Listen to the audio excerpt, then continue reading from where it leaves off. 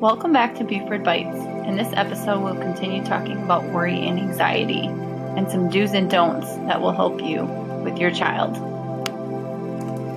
No one wants to see their child unhappy, and in many situations, we try to avoid those strong feelings. But the best way to help your kids overcome anxiety isn't to remove the stressors, but for them to learn how to handle those strong feelings.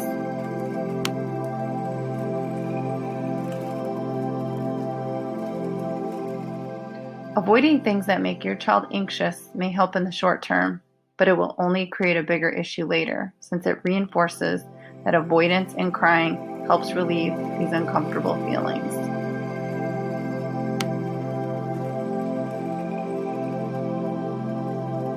Express positive but realistic expectations. Don't make promises that can't be kept. In other words, don't tell your kid that they'll never fail a test or won't get a shot or will never be laughed at.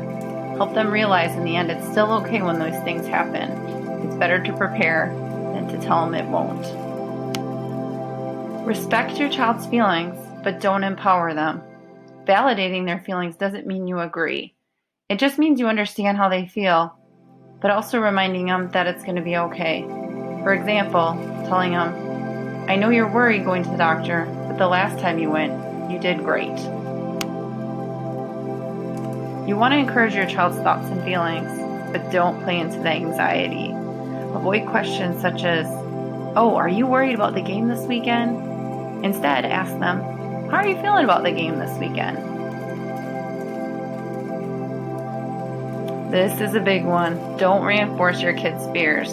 Be aware of how your body language sends a message. If your child's worried about something and you're hovering over them or displaying a fearful face, it will show them that there is something to fear.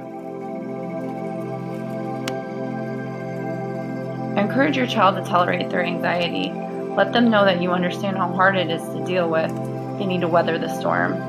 There's something called habituation curve, where the more the time goes with the anxious stressor, the more comfortable they'll get.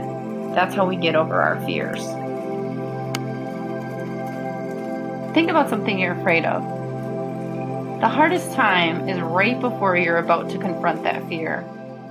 So for your child, we don't want to extend that time. Otherwise, it makes it more difficult. Keep the time as short as possible, not to draw it out.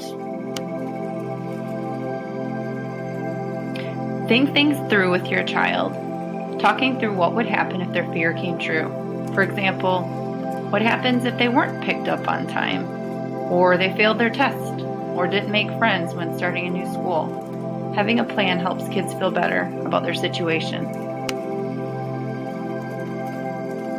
Kids learn from modeling. In other words, they are watching and learning all the time.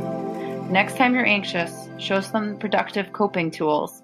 If you're losing control, they're going to have a harder time learning ways to calm down as well.